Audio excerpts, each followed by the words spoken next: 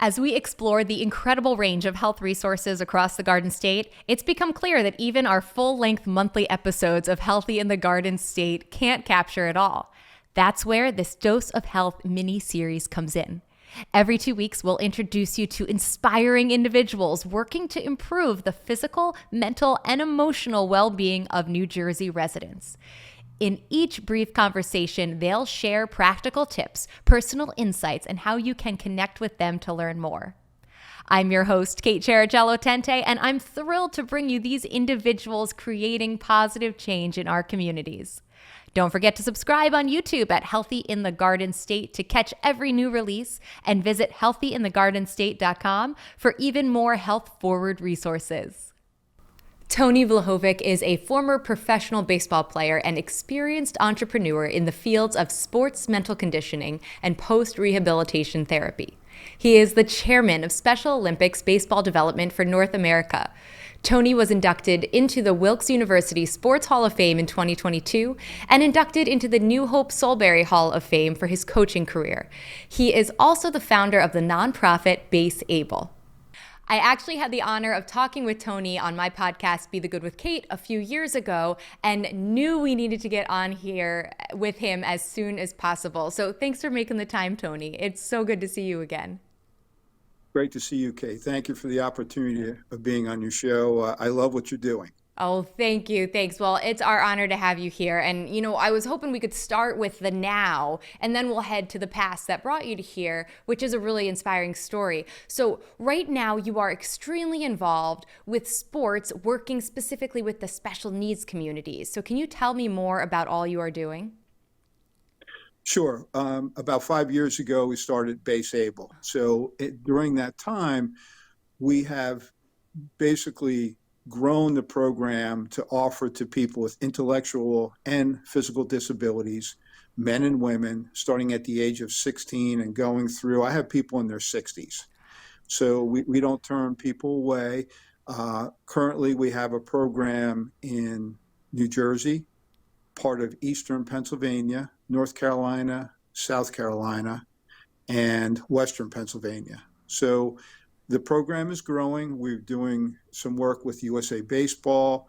We've done a program down in South Carolina in Myrtle Beach called Swing for Inclusion, where our athletes with disabilities actually help to teach a clinic to other athletes with disabilities who haven't been exposed to our program yet.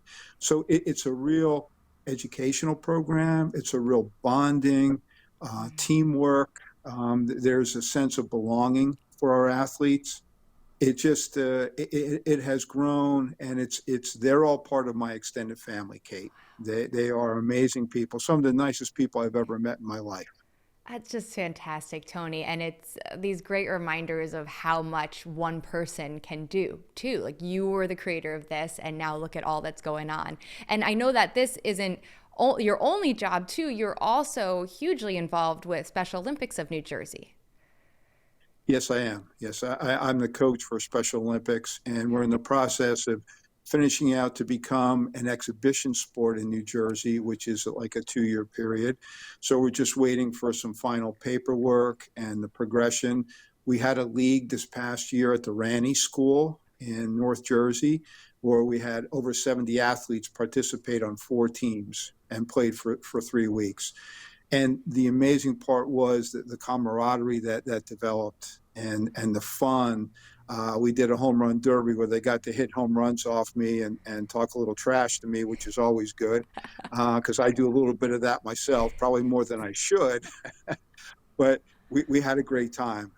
It's just a lot of fun being around the athletes and giving them an opportunity to play a game that most of them have watched throughout their life, but never had the opportunity to play. And now they're part of a team, part of an organization, and it's only grown. And then they tell their friends about it. So the positive peer pressure with this is just amazing to stand back and watch and develop. And they're very protective of the organization. And you really get around New Jersey, too. You just said about North Jersey, but I know you also do a lot of work kind of like Lambertville, New Hope, down that way. So you are Busy. And I also think it's really neat to know that Special Olympics of New Jersey really does encompass the whole state, and there are a ton of sports involved in it too, right? Different types of sports. I don't know the exact number of sports, but Special Olympics New Jersey does an incredible job with their sports. They probably offer, from what I know, probably at least 15 different sports, and it may be more. And they kind of go through this process, but it is throughout the entire state. They do not charge their athletes to participate. There are some states that are involved with Special Olympics around the country that the athletes or their families have to pay for them. New Jersey does not do that. Amazing. So they have done an incredible job with that as an organization, and they're very passionate about what they do. They're very protective of their product, which I totally understand.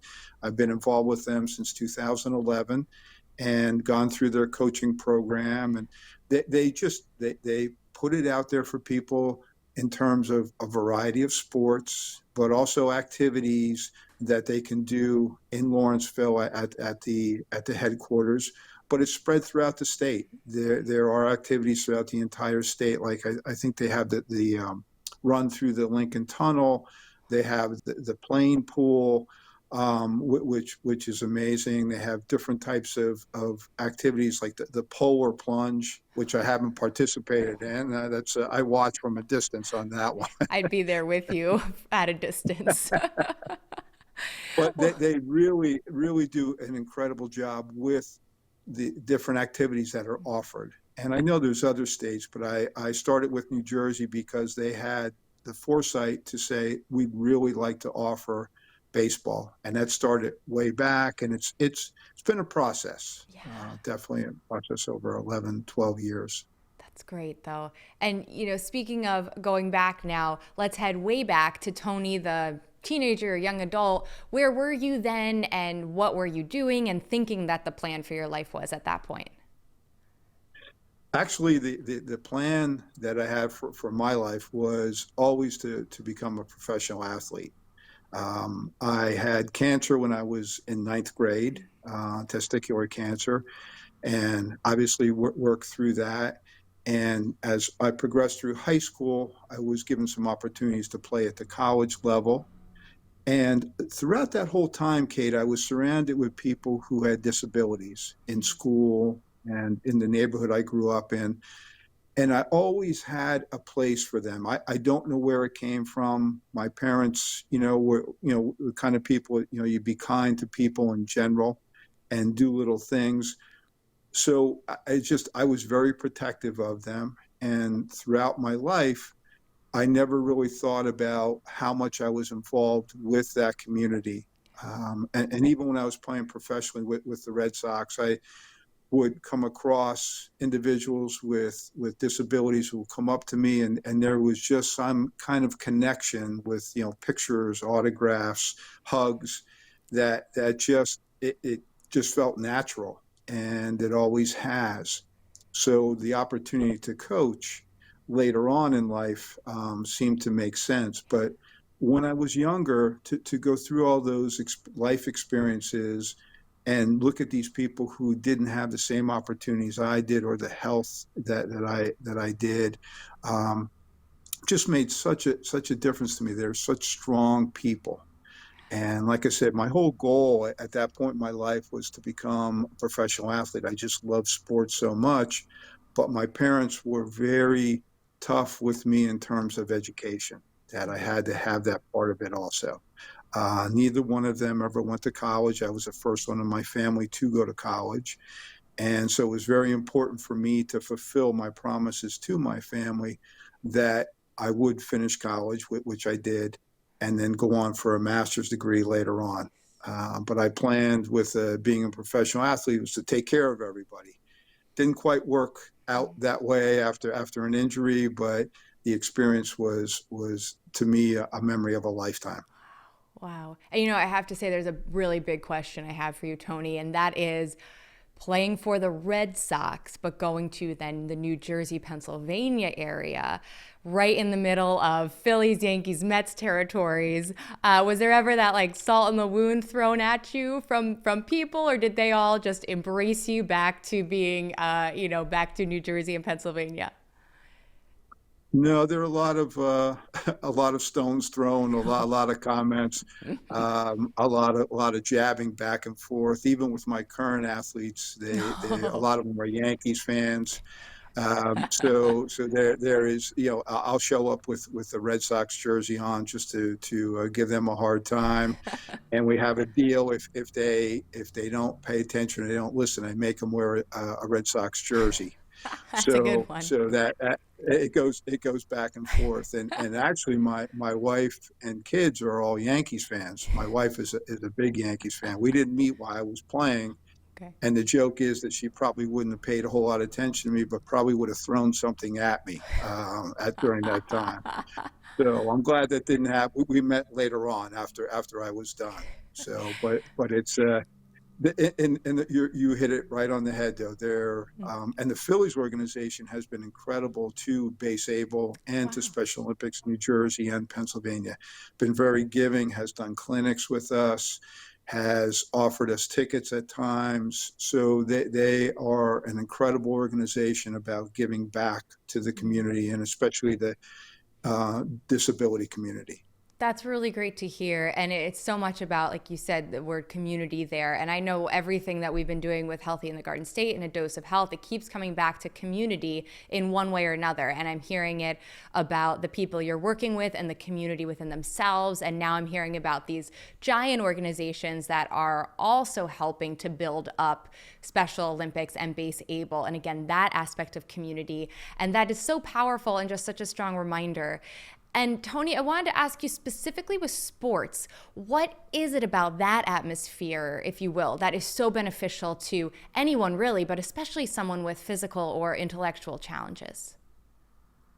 What I've seen, Kate, is these athletes are looking to be a part of something and to be accepted. And in a group like this, there is total acceptance, love, there's a teammate, there's a bonding that comes through being on a team and cheering for somebody, or when someone had a bad play, or they're upset, they struck out, some would start to get teary-eyed, and you'd see one of the teammates put their arm around them and say, hey, it's okay, we got you, we're teammates. So that kind of brotherhood, sisterhood that comes through with being part of a team is so important to them, because a lot of them throughout their lives have not had that opportunity or have not been a part of something.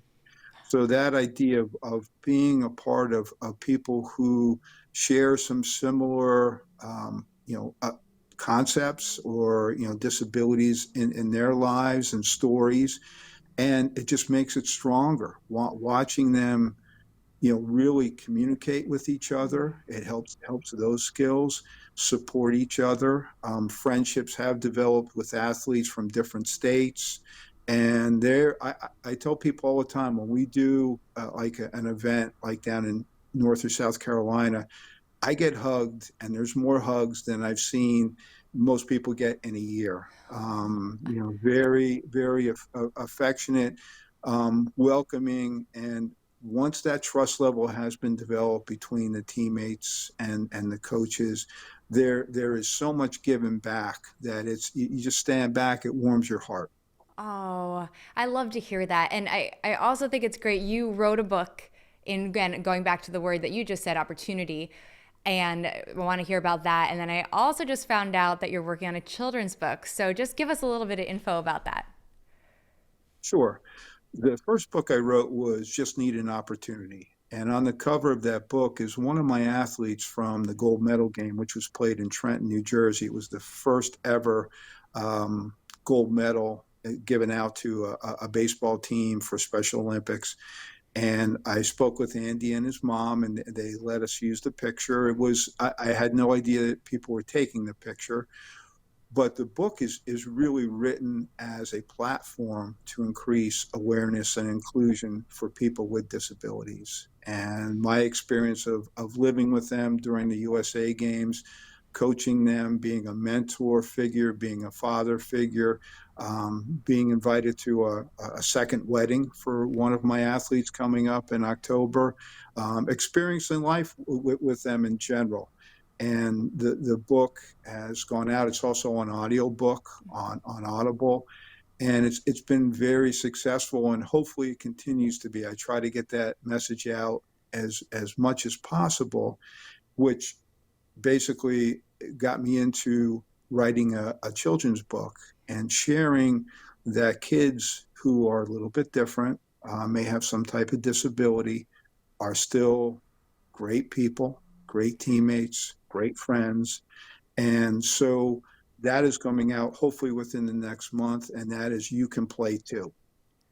I love And so I mentioned earlier, I actually have my daughter. My daughter just got her master's in special education, and I have her as one of the characters in the book. And I've used some of the other people who are athletes that I coach currently. So it brings it back home, and hopefully we can get that book out to elementary and young young kids in general, to the idea of, hey, acceptance is important, and people are a little bit different, and that doesn't mean anything except that they're people just like you. Oh, that's so wonderful. And I can't wait to see this new book. I'm read it to my toddler right away for sure. And Tony, if someone wants to get involved with one of your organizations or another special needs related organization, where would you point them? Can you share your website or any other resource? Sure. Our website is baseable.org. And for Special Olympics New Jersey, it's slnj.org. If you go online, there are some excellent organizations out there. Autism Speaks, throughout the state, throughout the country. If you just do a search for different facilities or organizations that care for people with disabilities, there is numerous amounts. Like I said, ours is to give the athletes an opportunity to play the game of baseball, but also life skills are involved with it. Special Olympics across the country, across the world, has given opportunities to people that to participate in sports and activities that they wouldn't normally get that opportunity to be involved with. They do an incredible job with them and also with their families. And I know there are some support groups, because a lot of families have a child who has a disability and other children in the family who don't. And there's a lot of issues that may go on, and need some support. So Special Olympics has offered different community events like that they can help, and people can share their experiences. So there's just incredible amount of opportunities out there for people and with disabilities and their families. Oh, excellent. Tony, I could talk to you for hours, but thank you so much for giving us this amazing overview. And I definitely encourage anyone listening to reach out to Tony. He's wonderful to get to know, and the organizations with BaseAble and Special Olympics New Jersey. Tony, thanks for all you do.